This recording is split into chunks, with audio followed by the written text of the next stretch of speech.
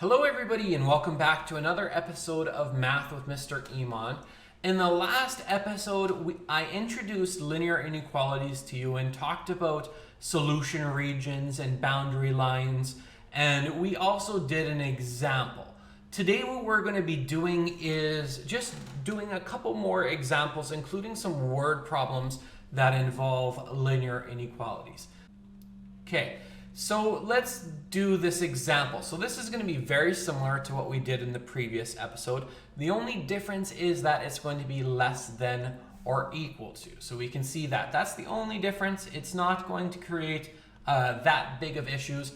But the first thing we're going to want to do, and this is step one for basically all of these problems, is to get it in the form y equals mx plus b. Because that's the form that's easiest to graph. Now the only thing you have to do that is to isolate y. So let's isolate y.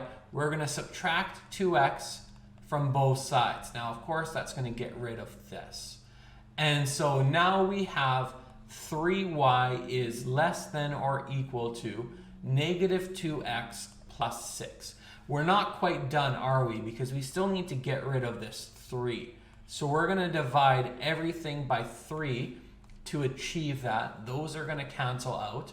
And now we have y is less than or equal to negative 2/3 x plus 6 over 3 is 2. And now we're in the form y equals mx plus b, where our m value is negative 2/3, right? That's this value here, our m value. And our b value is positive 2. So our b value is positive 2. Now our b value is the y-intercept, so I can go ahead and graph that, y equals 2. And our m is negative 2/3, which means that's rise over run. So our rise is negative 2 and our run is positive 3. So negative 2/3, negative 2/3, up 2, left 3, up 2, left 3, up 2, left 3. There we go. And we can create a line out of this. Okay, and there is our line. I'm just going to extend this a little bit. Now, we need to take another look at this. So we're dealing with greater or less than and equal to, which means our line should be dashed or solid. And the answer to that is it should be solid. So we're going to change that to solid. Why solid? Because it's equal to as well, which means that anything on this line is also going to be part of our solution region. So there we've graphed our inequality. It's less than or equal to. So that's going to give me a hint as to what I think is going to happen, which is that my solution region is going to be below the graph. Right? It's going to be this region, but I'm going to have to test that first. So an easy point that's below that region that's very easily identifiable is that point there. And what is that point? It's the point 0, 0. So let's test that. We're going to plug this into our equation. So 0 is less than or equal to negative 2/3 times 0 plus 2. This is 0 is less than or equal to 2. Is that true? Yes, of course, that is true. And so we can go ahead now and shade in our region, which I will do right now. I want it to be blue to kind of match this. So this is my solution region. It's everything below my boundary. And let's go ahead and shade it in. Okay, so there we go. I've shaded in my solution region.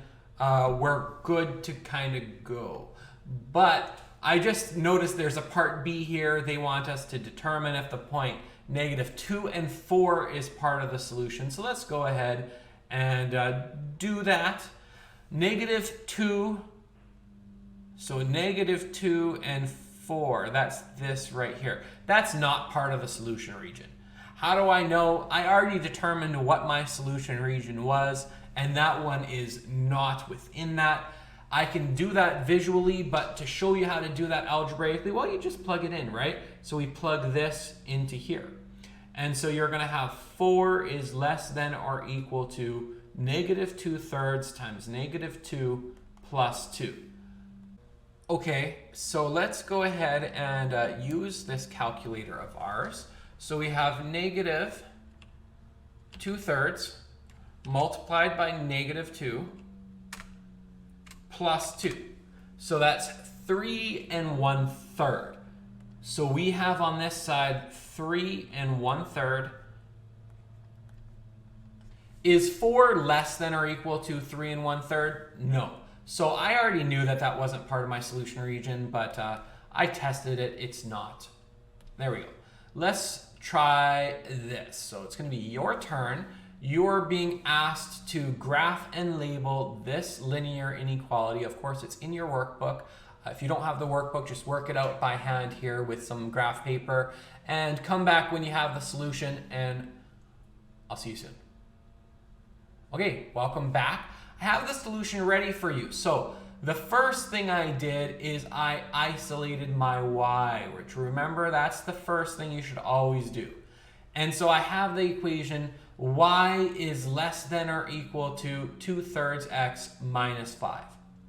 And that gave me my b value of negative 5 and my m value of 2/3. And I graphed it. There's my graph on the right there. And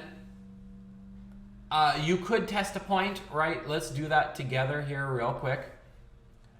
Let's test the point 0, 0. It's not should not be part of our solution region. So I'm actually going to plug it back into here. So this is going to be 0 minus 0 is greater than or equal to 15. No, of course, 0 is not greater than or equal to 15. So it's true. All right. Example 3. Write an inequality given its graph. So here we go. We have a graph. We need to determine the inequality. We know that this is a line. It's obviously a line. And so I'm going to look for my m value and my b value. Now my b value is clearly right there. That's my y-intercept. And it's easy to tell what it is. That b value is 1. And what's my slope? So let's see.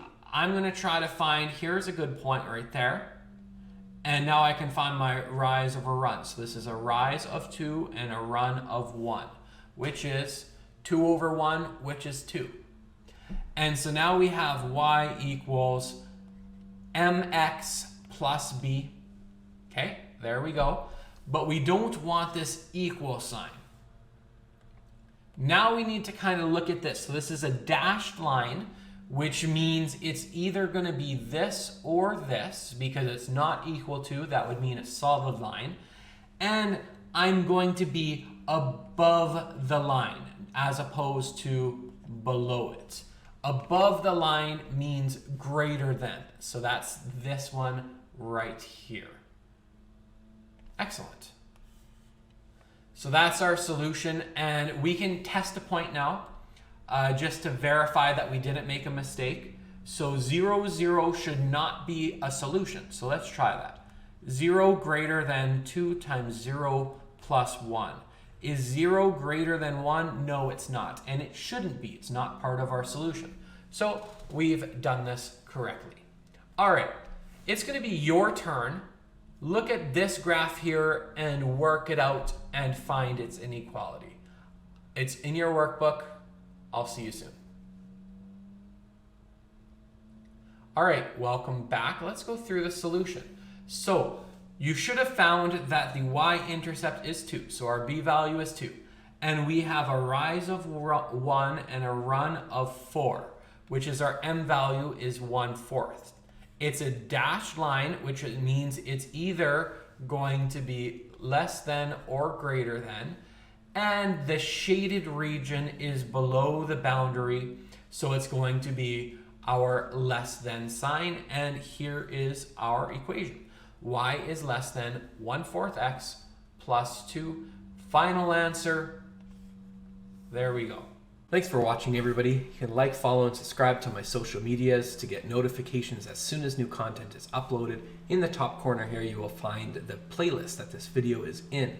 Watch the unit from beginning to end, and over here you will find the next video in this unit. Keep learning, everybody. Take care.